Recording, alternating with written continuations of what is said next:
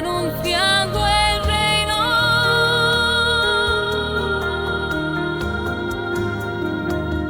Cuando estén los fundamentos, cuando todo esté completo, confiaré a mis elegidos el anuncio de mi reino. Tu ministro y tu siervo, el Padre Robert Young, en comunión con la Iglesia, revelanos las verdades de tu fiat supremo. Extiende tu reino, Señor, extiende tu reino, extiende tu reino, Señor, extiende tu reino, extiende tu reino, Señor, extiende tu reino.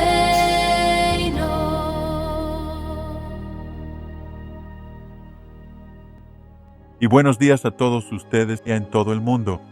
Comencemos esta mañana con una oración en el nombre del Padre, del Hijo y del Espíritu Santo. Amén. Bueno, querido Padre, en este hermoso día, un día dedicado a la Virgen María y a su vida y a todo lo que ella hizo junto con Jesús para ayudarnos a ser salvados, santificados y a entrar en el reino de la voluntad de Dios. Le pedimos su intercesión, especialmente a través de la intercesión de Nuestra Señora de Lourdes, quien se apareció en el siglo XIX a Santa Bernardita y dijo que por la intercesión de Nuestra Señora, Dios abriría nuestras mentes y corazones. Dios circularía en nuestra memoria, nuestro intelecto y nuestra voluntad para que podamos llegar a conocer, amar y poseer el gran don de Dios mismo, su propia luz divina, su voluntad divina, que es la fuente misma del amor y la vida en la Santísima Trinidad. Te damos gracias, Dios, porque nos has elegido y llamado para recibir la inhabitación de esa Trinidad en nuestro bautismo. Lo confirmaste a través del sacramento de la confirmación, donde fue fortalecido. Lo alimentas en la Sagrada Eucaristía. Y ahora nos llamas a vivirlo en todo momento, en cada instante de nuestro día. Gracias, Padre Celestial, por los dones de Jesús, sobre todo el Hijo de Dios divino y humano, de Dios, quien vino a enseñarnos cómo vivir en este mundo como si ya estuviéramos en el reino de Dios, en el reino de los cielos, donde la voluntad divina reina perfectamente, donde la voluntad humana ya no actúa independientemente de la voluntad de Dios. Gracias, Señor, porque Jesús vino a mostrarnos el camino, a ser el camino, y porque María cooperó de manera tan completa y perfecta con Él en esa misión de redención que ahora tú pides. Nosotros mismos cooperemos y participemos en esas obras de redención de tal manera que todas las promesas de la antigua alianza se cumplan ahora a través de la nueva alianza y mediante el tercer fiat, que es el don de la voluntad de Dios viniendo a reinar en la tierra como en el cielo, primero en nosotros y en nuestra alma, y a través de otros que lleguen a conocer este gran don, multiplicándose y extendiéndose cada vez más hasta abarcar toda la tierra, para que así se cumpla la oración de Jesús: que venga tu reino, que se haga tu voluntad en la tierra como en el cielo.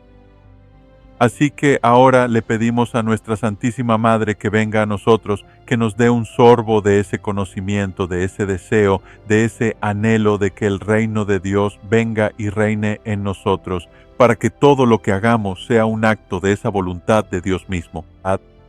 Así que ven, voluntad divina, habla en nuestros pensamientos. Ahora escucha en nuestra escucha, habla en nuestro hablar y late en nuestro corazón. Respira en nuestra respiración. Que cada pensamiento sea en verdad un acto eterno de gloria para el Padre en favor de todas las almas.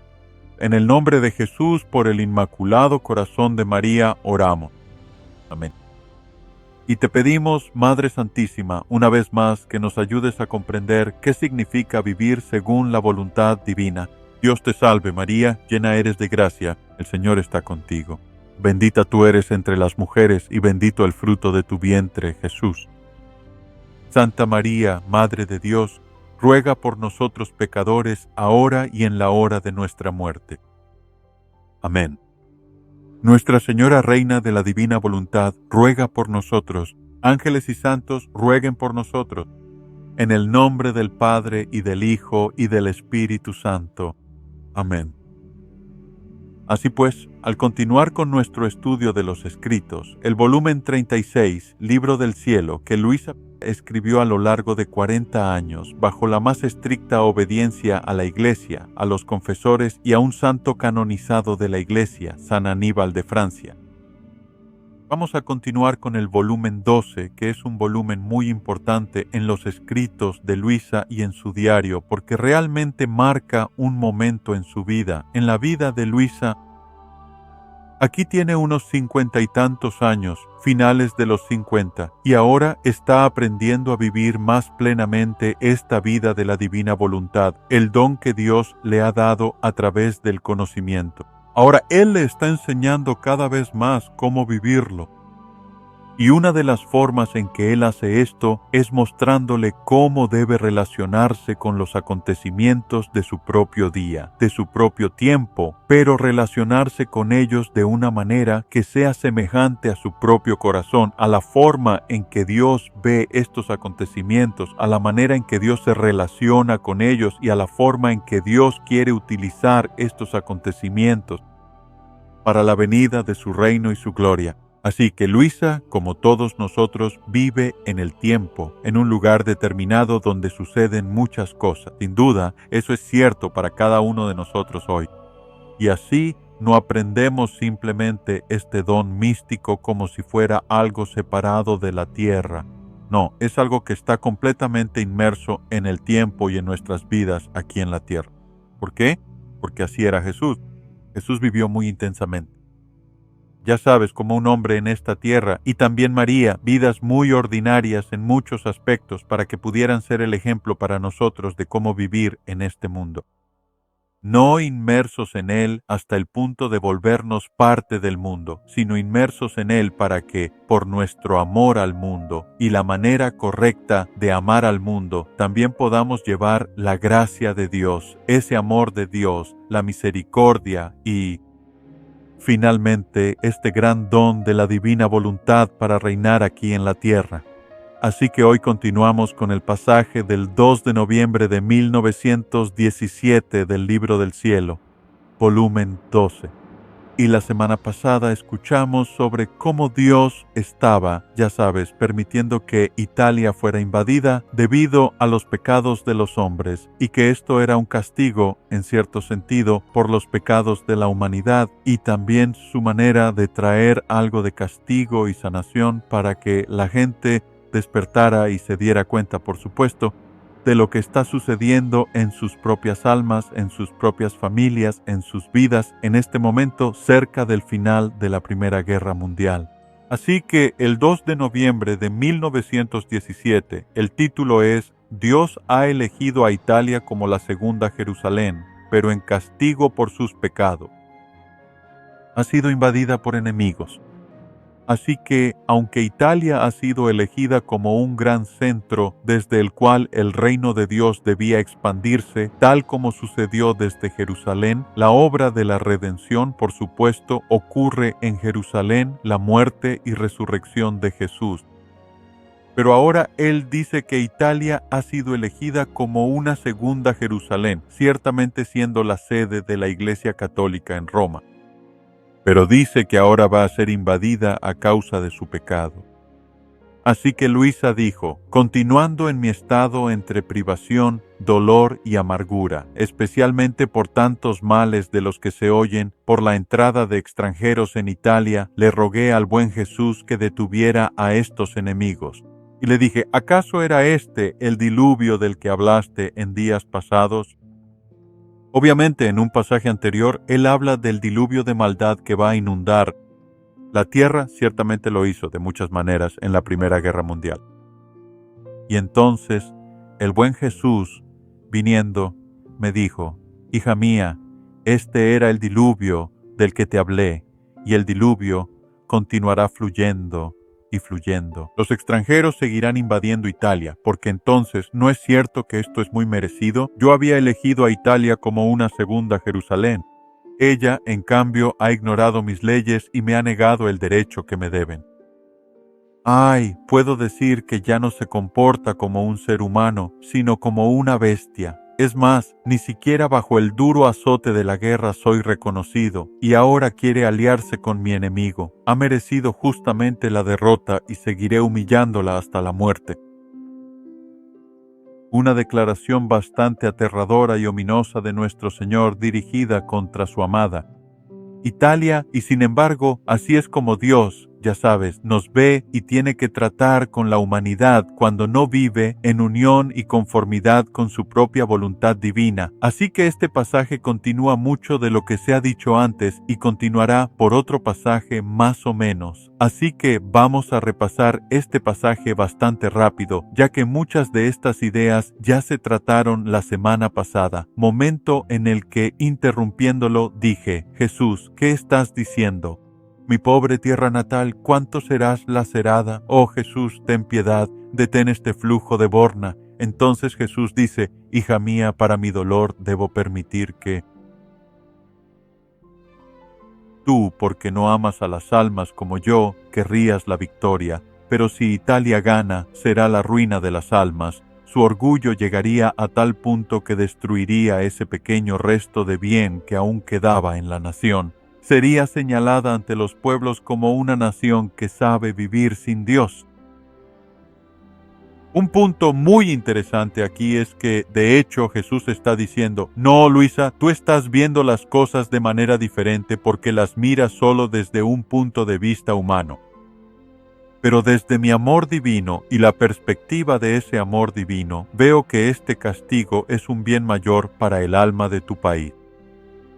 Podríamos, ya sabes, creo que esa es una lección muy poderosa para todos nosotros, porque muchas veces en nuestras propias vidas, ya sabes, las cosas pueden parecer que van mal, o ocurre una tragedia, o, como decimos, le suceden cosas malas a gente buena, personas cercanas a nosotros, seres queridos.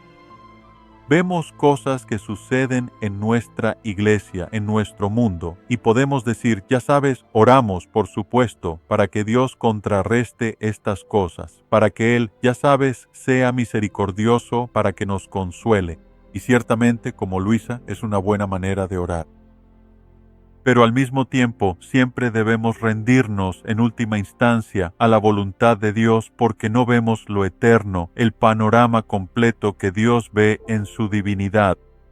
Y entonces está diciendo: ya sabes que a veces nuestro amor es limitado, está limitado a este mundo. En este mundo solo vemos lo que nos hace daño, mientras que Dios ve la dimensión eterna. Y comprende que, en última instancia, incluso las cosas más problemáticas y que causan mayor sufrimiento podrían ser, de hecho, para nuestro propio bien. Y esa es una lección difícil, ¿verdad?, para todos nosotros. Lo llamaríamos amor duro cuando mostramos eso a nuestros hijos o a otras personas. Pero Dios, por supuesto, es el origen del amor duro. Él sabe cómo ayudarnos a ver estas cosas mejor de lo que nosotros podemos. Y entonces está diciendo que si no corrijo, entonces el orgullo se apodera.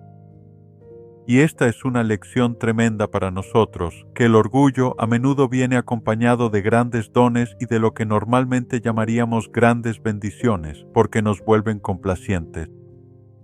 Y entonces comenzamos a depender de nosotros mismos y del don, en lugar de depender de Dios mismo. Y por eso es una lección importante, creo yo, y muy difícil y dolorosa para todos nosotros como seres humanos. Cuando estamos pasando por esto, ¿sabes? ¿Cuántas veces intentamos compartir el mismo mensaje con otras personas y sus corazones quizás no estén abiertos para recibirlo? Bueno, esperemos tener nuestros corazones abiertos a esto, porque cuando rechazamos, cuando refutamos, contradecimos y nos rebelamos contra las mismas formas en que Dios nos ama de la manera más perfecta, rechazamos su voluntad. Y por supuesto, cuando rechazamos su voluntad, rechazamos a Dios mismo. Pero no solo rechazamos a Dios, también rechazamos su plan para nosotros y el gran propósito de nuestras vidas, el gran diseño que tiene para nosotros en la santidad.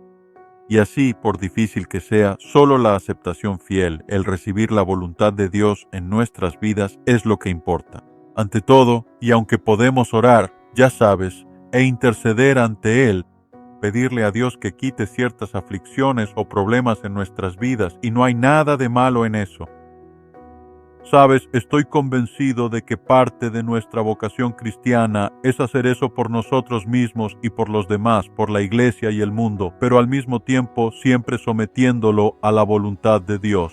Así que Jesús dice, ay, hija mía, los azotes continuarán, los países serán devastados, los privaré de todo. Será igual para los pobres y los ricos, no han querido saber por la ley, cada uno se ha hecho a sí mismo un dios de la tierra, y yo, al privarles de ella, haré que finalmente reconozcan lo que realmente es la tierra. Purificaré la tierra con fuego, el hedor que emite es tan grande que no puedo tolerarlo, muchos serán arrojados al fuego, y así devolveré la sensatez a la tierra.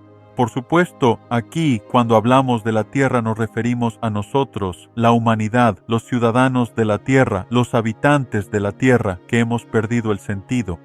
¿Y acaso no es este el caso hoy en día? Miramos a nuestro alrededor y vemos la locura de abuela. Alguien dijo, ya sabes, en los tiempos modernos la gente dirá aquellos que están locos, porque no quieren estar locos de la misma manera en que todos los demás están locos. Sabes, a Jesús lo declararon loco, como escuchamos en la hora de la pasión, vestido con una túnica blanca, porque esa era en realidad la vestimenta de los locos, de los poseídos, si se quiere. Y así, Jesús fue vestido de esa manera y ridiculizado, como alguien que había perdido la razón. Incluso escuchamos en el Evangelio, cuando algunos de sus familiares vienen a buscarlo y dicen, se ha ido, ha perdido la cabeza. ¿Por qué? Porque la verdadera cordura aparece, como locura para aquellos que están realmente locos, ¿ves? Y así está el mundo, todo está al revés hoy en día. Siempre ha sido así desde la caída, pero creo que hoy en día es aún más evidente porque el mal puede proliferar de una manera en la que antes no podía. Y así lo que es bueno se considera malo y lo que es malo se considera bueno. Esta es la gran, ya sabes, tragedia de nuestro tiempo. Un papa moderno dijo que el mayor pecado de nuestra época es que el pecado ha sido negado. Nadie sabe lo que es el pecado hoy en día. Nadie llama pecado al pecado. Y este es el tipo de punto, creo, que Jesús solo imagina que en 1917 Italia, que era predominantemente un país católico, sería considerada como este mal. Imagina cómo ve Dios a nuestro país hoy. Tantos países del mundo que están empapados de sangre, inundados por tantos males horribles, el mayor de los cuales probablemente sea el asesinato de los no nacidos en el vientre, la degradación de la santidad del santo matrimonio, el matrimonio, la pérdida de la familia, todas estas cosas que están destruyendo el tejido de nuestra sociedad desde dentro. Y por supuesto no nos detenemos en esos de una manera morbosa para deprimirnos a nosotros mismos o a los demás, sino simplemente para ser realistas sobre cuál es la situación en el mundo y cuánto necesitamos todos cambiar, porque todos compartimos ese mal que prolifera hoy y debemos ser parte de la redención y santificación que Dios quiere traer.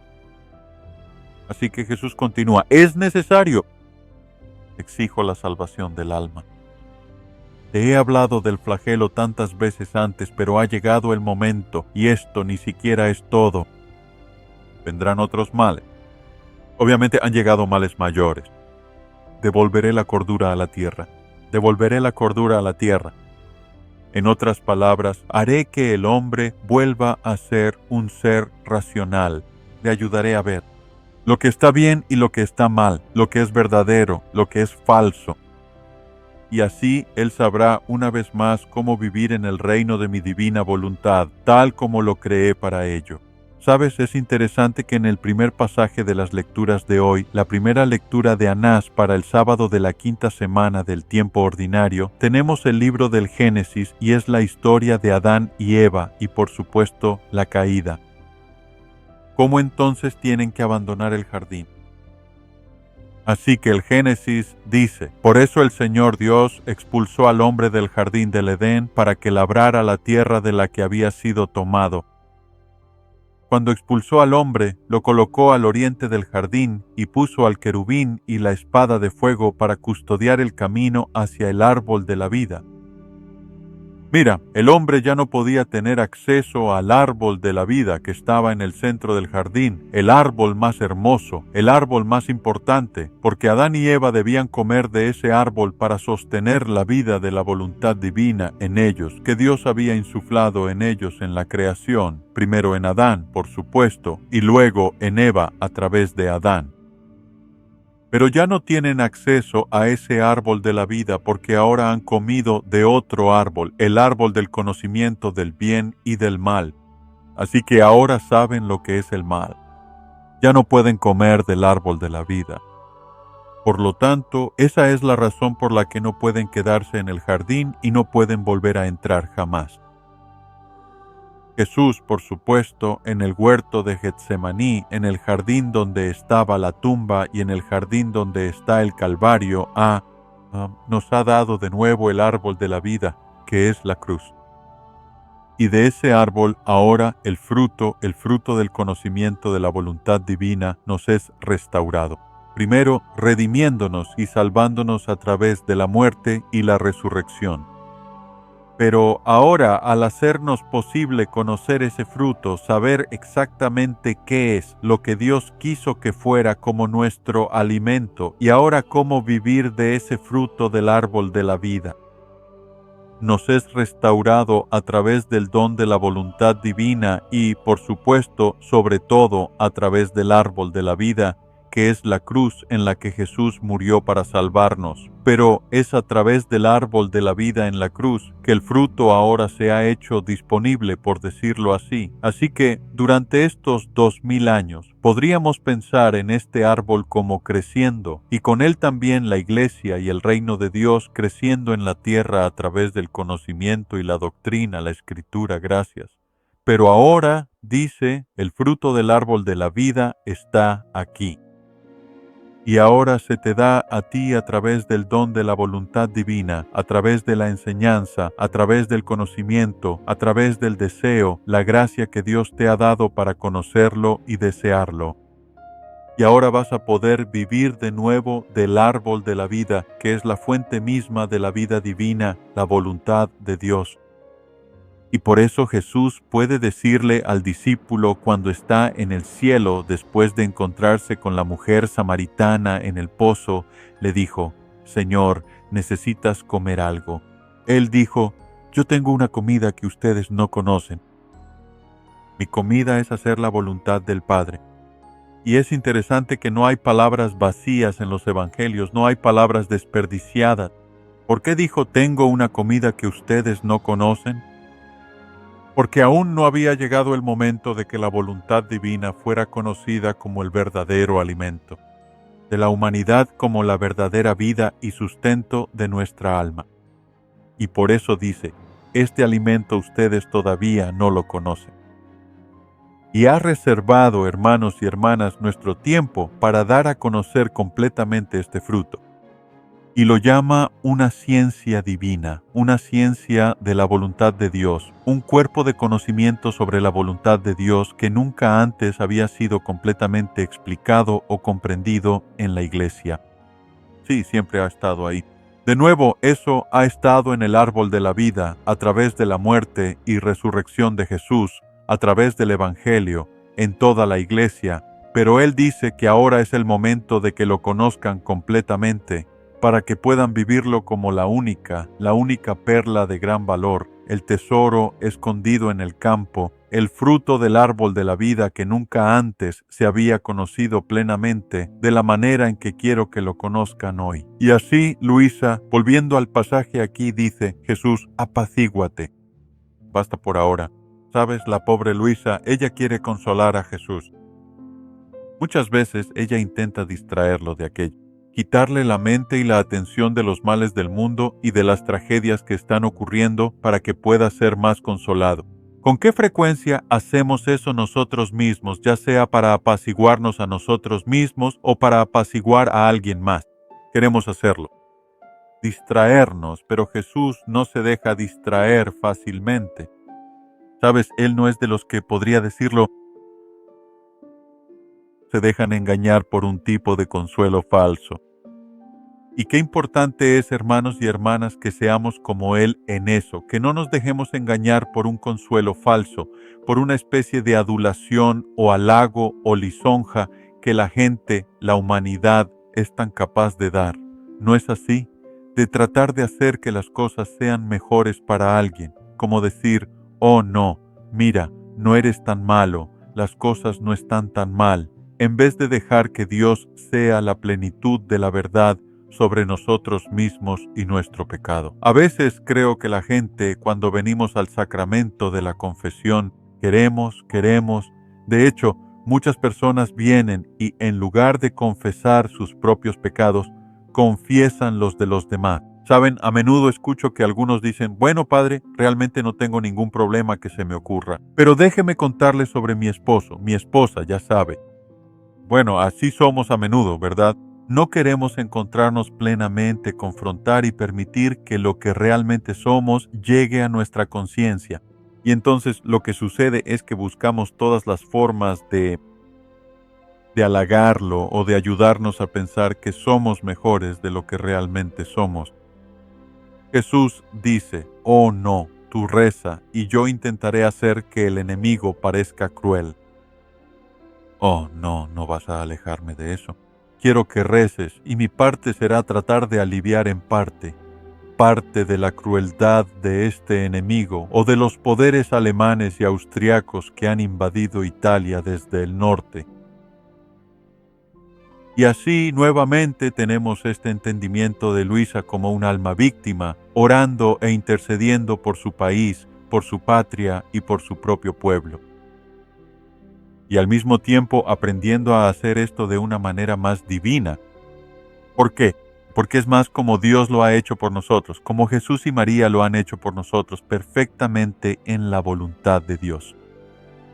Y así ahora nos está pidiendo que lo hagamos con Él, que todos nosotros, en cierto sentido, seamos víctimas y libres para esta venida del reino a la tierra. Y eso es un desafío tremendo, ¿no es así? Es una vocación, ya sabes. No creo que jamás podamos ser complacientes respecto a lo que realmente significa nuestro bautismo en ese sentido. Cuando fuimos bautizados como sacerdotes con Jesús en el sacerdocio de Jesucristo, el único sacerdote eterno en quien todos participamos a través del bautismo. Y algunos de nosotros somos ordenados para ministrar de una manera más profunda y sacramental, de una manera ontológica. Pero todos participamos en el sacerdocio.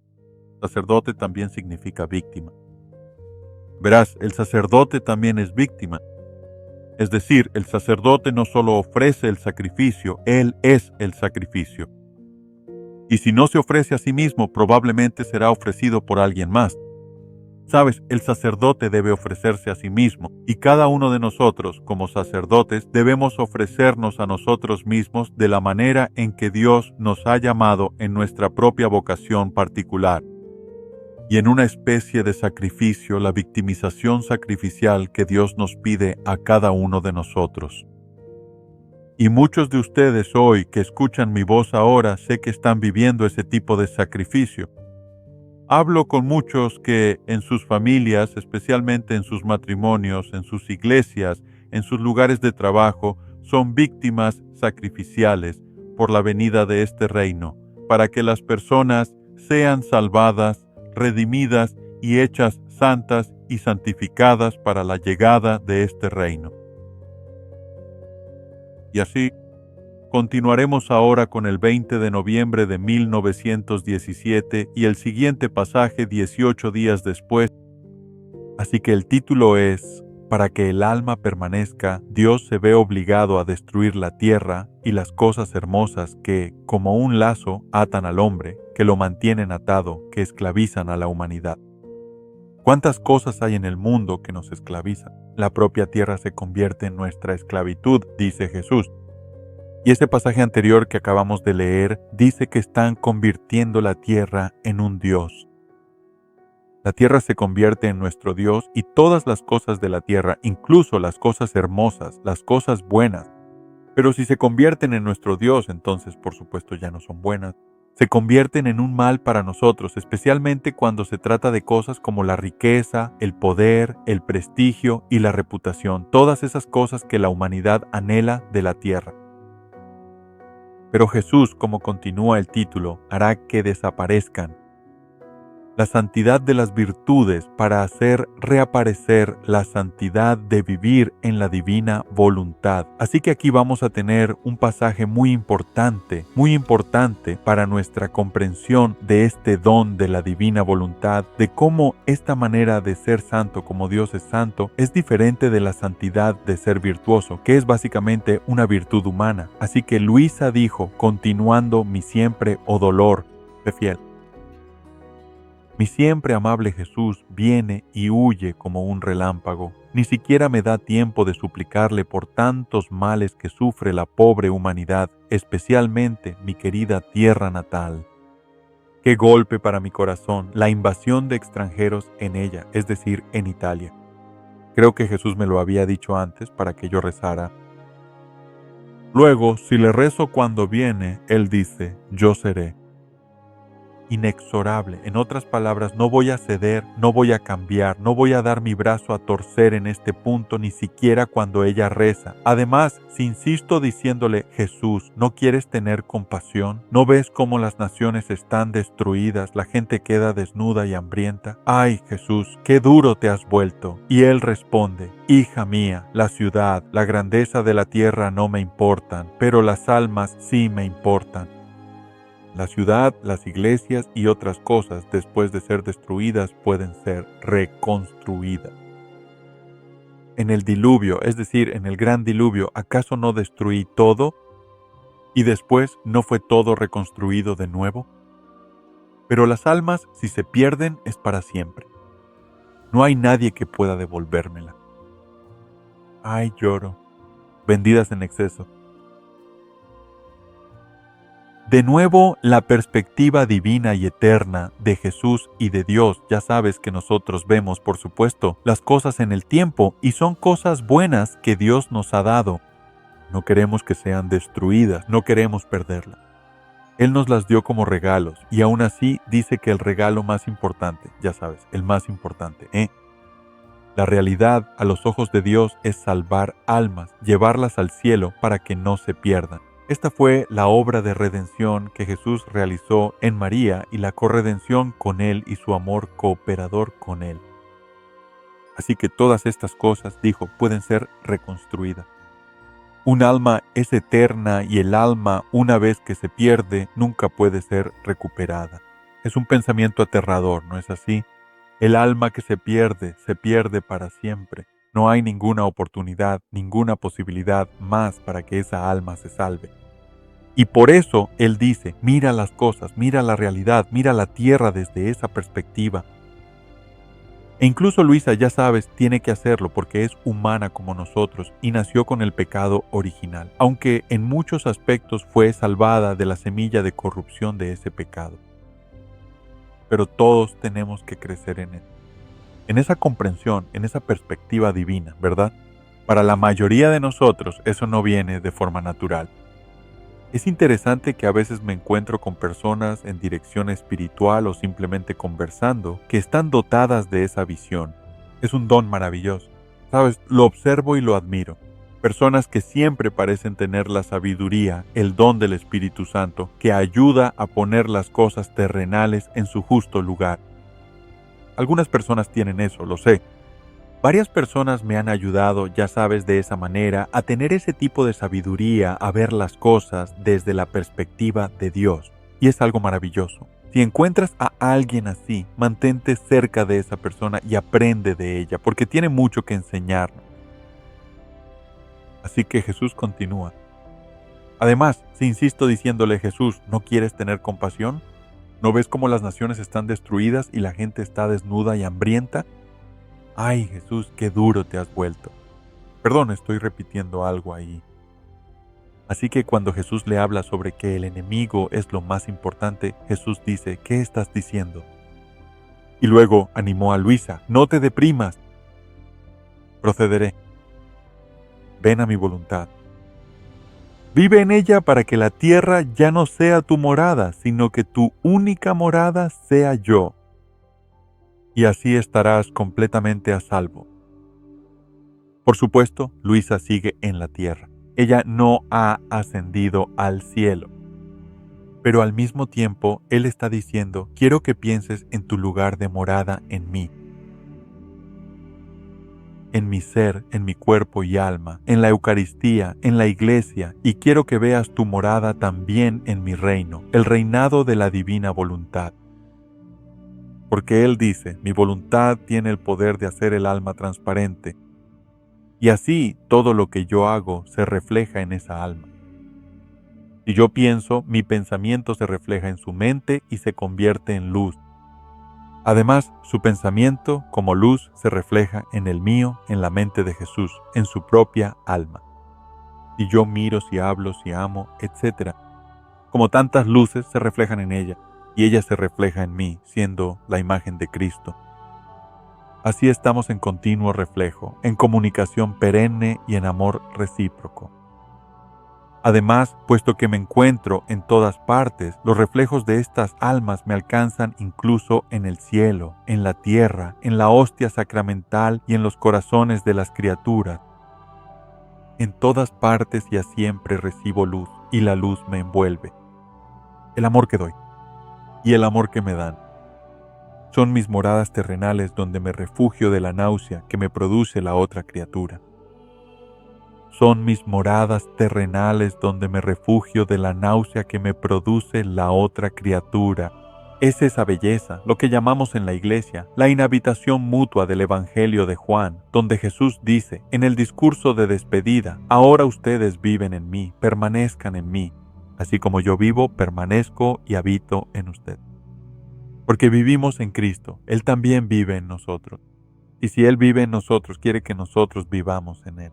Así que nos convertimos en su morada, como Él te dijo. Por eso dijimos que esa fue la razón por la que creé al hombre, para tener un ser, una persona en la tierra en quien lo divino, la Santísima Trinidad, pudiera habitar y encontrar un hogar en la tierra, en sus almas. Ciertamente Él ha hecho eso posible de nuevo a través de la redención y de manera especial por medio del bautismo y la Sagrada Eucaristía. Pero ahora está diciendo, quiero que seas mi morada de una manera muy especial también. Quiero que mi voluntad tenga un hogar en ti. Y luego nos da este hermoso pasaje. Oh, cuán hermoso es vivir en mi voluntad. Me agrada tanto que haré desaparecer todas las demás santidades bajo cualquier aspecto de virtud que aparezcan en la generación futura. Así que pensamos que en la generación futura Él va a suscitar un nuevo tipo de santidad, la santidad de Dios mismo, de una manera que no había estado presente antes en la vida de virtud. Ahora, tenemos que tener cuidado aquí porque no queremos decir de ninguna manera que, por lo tanto, la vida de virtud o la vida de un santo no sea una santidad buena. Por supuesto que es santidad, y en toda virtud la gracia de Dios tiene que estar actuando, tiene que estar presente para que esa virtud sea posible en una persona. Así que la gracia de Dios y la voluntad de Dios ciertamente están involucradas en la virtud y en toda santidad de todas las santidades del pasado, bajo cualquier forma en que hayan existido, en la Iglesia. Pero lo que Él está diciendo ahora es, quiero que esta santidad vaya más allá de eso, en el sentido de que esta santidad no será simplemente el fruto de la virtud, sino que será la fuente de la virtud, de modo que vendrá primero en la vida de la persona. tendrá la primacía y la prioridad sobre todo lo demás. Nosotros los franciscanos, en nuestra tradición teológica y filosófica, que es muy fuerte y poderosa en la historia de la Iglesia, especialmente a través de grandes doctores como San Bonaventura, San Antonio. San Buenaventura diría que la voluntad tiene primacía sobre todo lo demás, tanto en nuestra naturaleza humana como también en la naturaleza divina de Dios. Así que la voluntad de Dios es lo primero y tiene primacía sobre todo lo demás. Si todo fluye de la voluntad de Dios, el amor es un acto de la voluntad. Todo el bien que hacemos es un acto de la voluntad. Luego dice que todo lo demás debe risas, bumit. Así que ahora está diciendo que Jesús nos está enseñando una nueva forma de santidad, no totalmente nueva. Por supuesto, siempre ha estado presente en cierto grado en la Iglesia, pero Él está diciendo, quiero que esta forma de ser santo, de yo soy santo, sea operativa en ustedes. Así que cuando empiezas a vivir tu vida solo por la voluntad de Dios, en lugar de mirarte a ti mismo y preocuparte por, ya sabes, ¿estoy creciendo en esto? ¿En esta virtud o en aquella virtud? ¿Cómo lo estoy haciendo aquí? Jesús dice que hay mucho orgullo en eso, mucha autosuficiencia. Hermanos y hermanas entre los virtuosos. Eso probablemente nos incluye a todos nosotros. Eso es lo único que Jesús realmente atacó en la religión de su propio tiempo, la autosuficiencia, la condena de los demás. Ponerse uno mismo por delante de los demás, no solo en importancia, sino también en el sentido de justicia, de modo que uno se exalte a sí mismo. Así que Él está diciendo que esa tendencia, esa virtud y nuestro deseo de ser religiosos y santos dice que no puedes vivir así en la voluntad divina porque no tienes nada santo. No tienes ninguna virtud propia. No tienes ninguna capacidad de ser como yo por ti mismo. Y Él dijo, la única manera en que puedes hacer eso es ahora a través del don de Dios, de mi voluntad, y quiero que lo recibas como un regalo, no como algo que obtienes, que ganas, que mereces o del que eres digno. Es algo que yo te doy. De hecho, ya te lo he dado. Está en ti a través de tu bautismo. Está en ti a través de la Eucaristía. Está en ti a través de tu propio conocimiento y deseo de que tome el control de tu vida. Él dice, además, reviviré la santidad de vivir en mi voluntad. ¿Por qué tiene que revivirla? Porque estaba presente en la creación y en el campo. Se perdió. Estaba presente en Jesús y María. No se perdió, pero ha estado, por decirlo así, creciendo como semilla en la Iglesia durante 2000 años. Ahora necesita ser avivada para dar el fruto que Dios quiso que diera. Él dice, estas son y serán no santidades humanas, sino divinas. Sed santos, dice Jesús, como vuestro Padre es santo. Sed perfectos como Dios Padre es perfecto. Y generalmente cuando va a usar esa expresión, va a estar hablando de la manera en que tratamos a los demás. Amamos a los demás, incluso a aquellos que nos ofenden o nos hacen daño de alguna manera. Además, su santidad, la santidad de vivir en la voluntad divina, estas almas serán tan elevadas, tan grandes, que como soles eclipsarán a las estrellas más hermosas de los santos de generaciones pasadas. Como soles eclipsarán incluso a los más bellos, los más grandes, los santos más renombrados, estrellas de los santos. De generaciones pasadas, tenemos que tener cuidado nuevamente con esto, ya que ciertamente podría llevar a ese tipo de inflación, egotismo y autoexaltación de los que debemos cuidarnos. Pero al mismo tiempo Jesús dice, si ya no estás enfocado en ti mismo, sino en mi voluntad, es mi voluntad la que no es capaz de eso. Así que si es mi voluntad la que opera en ti, no tienes que preocuparte tanto por eso. Sí, tenlo en cuenta. Ten en cuenta que sin duda puede infiltrarse en nuestra motivación, en nuestras vidas y en nuestras relaciones. Pero Él dice, si mi voluntad realmente actúa en ti, ella se encargará de esas cosas. Ya sabes, San Luis de Montfort tiene un pasaje muy famoso donde dice que los santos de los últimos días de nuestros días, ya saben, de las épocas futuras, dice que se elevarán como devoradores del Líbano por encima de otros santos que serán como arbustos en comparación.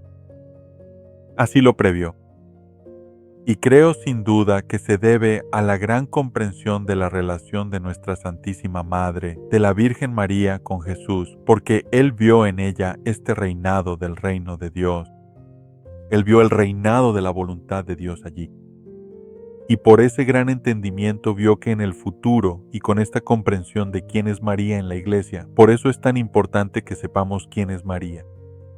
Ese creciente entendimiento del papel de María en la Iglesia y de ella como la que nos prepara y prepara a la humanidad para la venida del reino. ¿Por qué ha estado ella tan presente en la tierra en los últimos 2 siglos? ¿Por qué ha estado viniendo, hablando y apareciendo ante tanta gente? Porque ella es quien debe prepararnos para el reinado venidero de esta era de paz, esta era de vivir en el tercer fiat, en el reino de la voluntad de Dios. Y así creo que San Luis de Montfort tuvo esta gran intuición gracias a su comprensión, principalmente de María y por supuesto de Jesús y luego de María. Pero es esta profecía de San Luis de Montfort. Y aquí Jesús repite la misma profecía, solo que con otras palabras. Lo que dice es que esta santidad, ¿por qué va a hacer que estos santos destaquen por encima de los demás? Porque los santos que viven en la voluntad divina serán como soles. Imaginen la diferencia entre el sol que brilla espléndidamente hoy aquí en Florida y con suerte en otras partes de nuestro país y del mundo. ¿Por qué esos santos serán como soles en comparación con esos pequeños puntos de luz que llamamos estrellas, pero que también son soles que, vistos desde una gran distancia, en comparación con esas estrellas, estos santos serán soles? Ya saben, una diferencia casi infinita. No es infinita, pero así lo parece. ¿Y por qué? Él dice porque esto ya no es una santidad humana mezclada con, o una santidad divina mezclada con muchas cosas humanas, elementos humanos. Él dijo, esta santidad solo puede ser completamente divina. Esta santidad es mi santidad, es la santidad de la Santísima Trinidad. Y si es la santidad de la Santísima Trinidad, por supuesto, es infinita, es eterna, pero también es la santidad que Dios quiere para sus criaturas, para la humanidad. Y así Él dice que cuando esta santidad, que es la propia santidad de Dios, ahora se apodera de una persona y comenzamos a actuar y a operar con la fuente de la propia santidad de Dios, que es nuevamente la voluntad divina, la primacía de la voluntad, que es la fuente de todo en Dios y el Padre, en nuestro entendimiento perceptual, donde esa voluntad reside en una primacía, si se quiere, la voluntad del Padre que con la vida de Jesús siempre está dirigida hacia, siempre para cumplir, para realizar la voluntad del Padre. Algo muy interesante es que del Padre proviene desde toda la eternidad, no en el tiempo, sino en la eternidad, la generación. Del Hijo, y es el Padre quien genera esta vida del Hijo. Juntos, en la tradición católica, la tradición romana, juntos generan la vida del Espíritu. Y todo eso fluye del fons plenitudo, la palabra latina para la fuente de la plenitud, que es el fon y la rueda del fon. Cuando tienes esa fuente ahora, solo piensa en tu alma en una gran meditación. Que a través del bautismo, cuando estamos en estado de gracia, y especialmente también por el don de la Eucaristía, tenemos esa fuente, esa plenitud de la fuente de la plenitud de la vida divina en nuestra propia alma. Toda la eternidad será una meditación sobre esa realidad. Cuando contemplemos a Dios, cuando tengamos la visión beatífica, la razón por la que será tan fascinante es porque esa misma realidad vivió en nosotros y en nuestra alma. Así que hoy no tenemos la visión beatífica, pero tenemos el conocimiento y la fe de que Dios habita en nosotros interiormente a través de los dones de la inhabitación de la Santísima Trinidad, y por lo tanto el don de la Trinidad ya está ahí. Y Él dice que todo lo que tienes que hacer es ahora llegar a conocerlo más profundamente, creerlo, amarlo y desearlo para que ahora tenga una vida operante en ti. Y así Jesús concluye este pasaje diciendo: Por lo tanto, quiero purificar la tierra porque no es digna de estos portentos de santidad. Es decir, de estas grandes maravillas de la santidad divina de Dios obrando en el alma. Él dice que la tierra no es digna. Esto será, y en realidad es una especie de razón para todo lo que acabamos de leer sobre la Primera Guerra Mundial, la Segunda Guerra Mundial y las guerras que ocurren hoy en día. Es la manera de Dios de purificar la tierra. Y sea cual sea la gravedad, Dios lo permite porque la voluntad humana está detrás de ello. La voluntad humana es realmente la fuente del mal, no Dios, pero en la voluntad permisiva de Dios. Él lo permite precisamente por esta razón, para que la tierra sea purificada, sea limpiada, porque aún no es digna de recibir el don, la maravilla, la santidad de Dios obrando en la tierra. Ahora, en nuestra época todavía estamos viviendo. Me gusta pensar en nosotros y he preguntado a otros que han conocido esto, que lo han sostenido durante mucho tiempo, este modo de vida. Parece que estamos en la segunda generación, que Luisa en muchos sentidos vivió como en la primera generación. Aquellos que conocieron a Luisa, aquellos que conocieron a Hannibal, aquellos que llegaron a conocer la divina voluntad a través de ella y durante su vida serían la primera generación. Nosotros que venimos después de ella, después de la Segunda Guerra Mundial, de una manera especial, somos la segunda generación. Luisa murió en 1947. Somos la segunda generación de aquellos que llegan a conocer esto y todavía somos, en cierto sentido, la generación de transición. Estamos viviendo en una época difícil en la que, sí, la tierra está siendo purificada, está siendo castigada de muchas maneras. No tienes que mirar muy lejos para saber que eso es cierto. Quizás vaya a empeorar. Parece estar indicado de esa manera en las predicciones que Jesús le ha dado a Luisa. Parece que estos castigos y purificaciones se intensificarán y aumentarán. Pero al mismo tiempo debemos vivir dentro, en medio de esa era, en este tiempo de transición, como almas en la divina voluntad, para que, ¿qué está sucediendo? En primer lugar, podemos rezar como lo hizo Luisa, para que Dios tenga misericordia, para que haga el castigo menos severo, pero también soportándolo con humanidad, como nuestros hermanos y hermanas en el mundo. Al soportarlo con ellos en la divina voluntad, podemos acortar el tiempo y la intensidad de esta purificación y apresurar la llegada del día del reino. Ese es nuestro papel como sacerdotes víctimas, como víctimas sacrificiales con Jesús, almas intercesoras con Jesús en nombre de toda la humanidad para la venida del reino de Dios. Y así, el hecho de que estemos viviendo en la era de transición no significa que no podamos vivir en la divina voluntad. La plenitud de este don ciertamente puede estar operando en nosotros. Lo estuvo en Moesia. Creemos que lo estuvo en San Hannibal y en muchos otros que han llegado a conocer el don.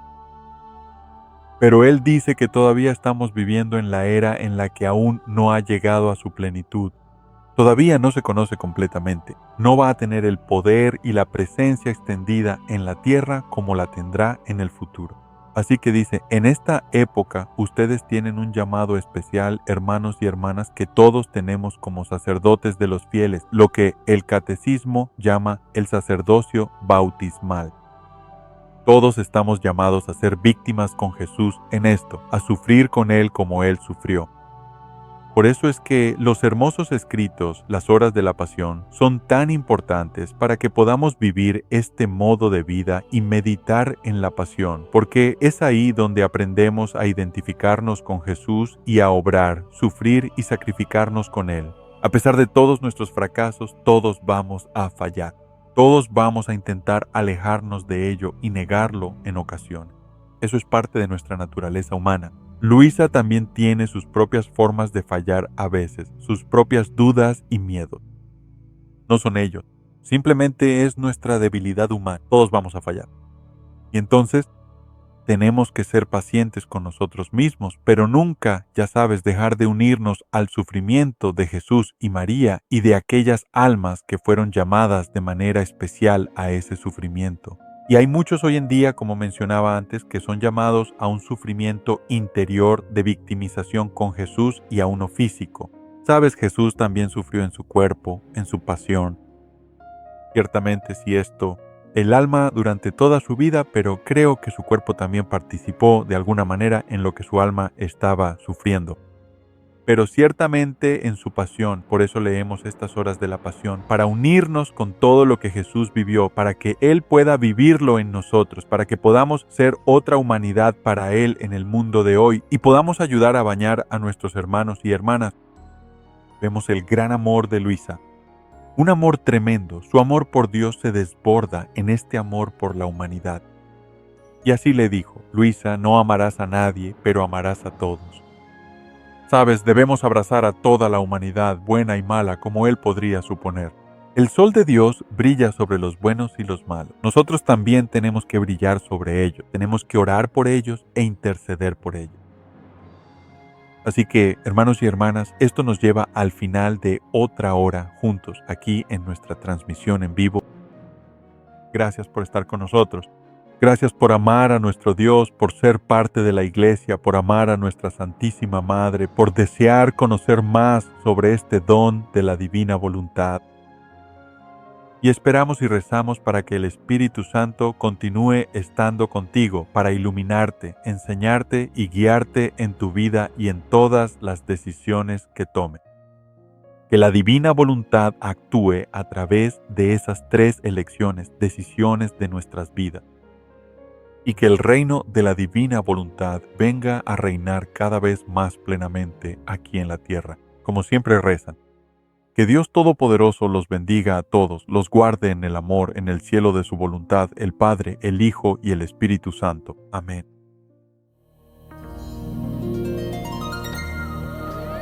Anunciando el reino,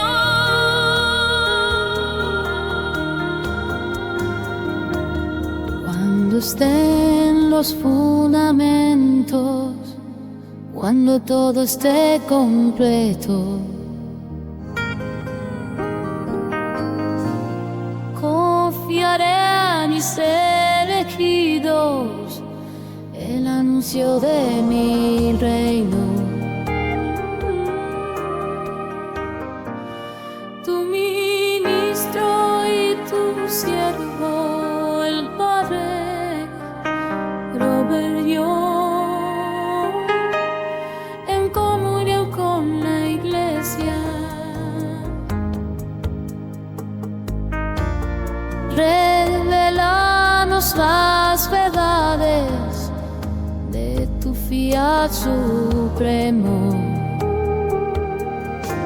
Extiende tu reino, Señor, extiende tu reino, extiende tu reino, Señor, extiende tu reino, extiende tu reino, Señor.